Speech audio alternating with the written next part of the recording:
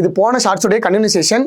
So அப்போ குடியரசுத் தலைவர்கிட்ட பதவி பிரமாணம் பண்ணப்பட்டு குடியரசுத் தலைவர்கிட்ட ராஜினாமா கொடுக்குறவங்கள பற்றி பார்த்துருந்தோம். ஸோ லாஸ்ட்டாக சொலிசிட்டர் ஜெனரல் யூபிஎஸ்சி சேர்மன் பார்த்தோம். அதை தொடர்ந்து பார்த்தீங்க அப்படின்னா ஆர்பிஐயோட கவர்னரும் குடியரசுத் தலைவர் முன்னால் உறுதிமொழி எடுக்கப்பட்டு அவர்கிட்ட தான் ராஜினாமாவை கொடுக்குறாரு. ஸோ அதே மாதிரி இந்தியாவின் தலைமை தேர்தல் ஆணையர் அவரும் அதே மாதிரியே எடுத்துக்கிறாரு. ஸோ அடுத்து பாருங்கள், ஸ்பீக்கர் ஆஃப் லோக்சபா, லோக்சபாவுடைய சபாநாயகருக்கு எந்த விதமான பதவி உறுதிமொழியும் கிடையாது. அவருடைய ராஜினாமாவை துணை சபாநாயகர்கிட்ட அவர் ஒப்படைக்கிறாரு.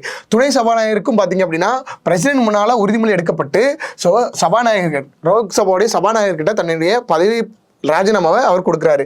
எம்பி எல்லாருமே பிரசிடென்ட் முன்னால் பதவி பிரமாணம் எடுத்துக்கொள்ளப்பட்டு சேர்மன் ஆஃப் ராஜ்யசபா கிட்டேயோ அல்லது ஸ்பீக்கர் ஆஃப் லோக்சபா கிட்டேயோ அவங்க எந்த அவையை சேர்ந்தவங்களோ அதை பொறுத்து என்ன பண்ணுறாங்க அப்படின்னா அவங்களுடைய ராஜினாமா கொடுக்குறாங்க. அடுத்து டெபுட்டி சேர்மன் ஆஃப் ராஜ்யசபாவுக்கு எந்த உறுதிமொழியும் கிடையாது.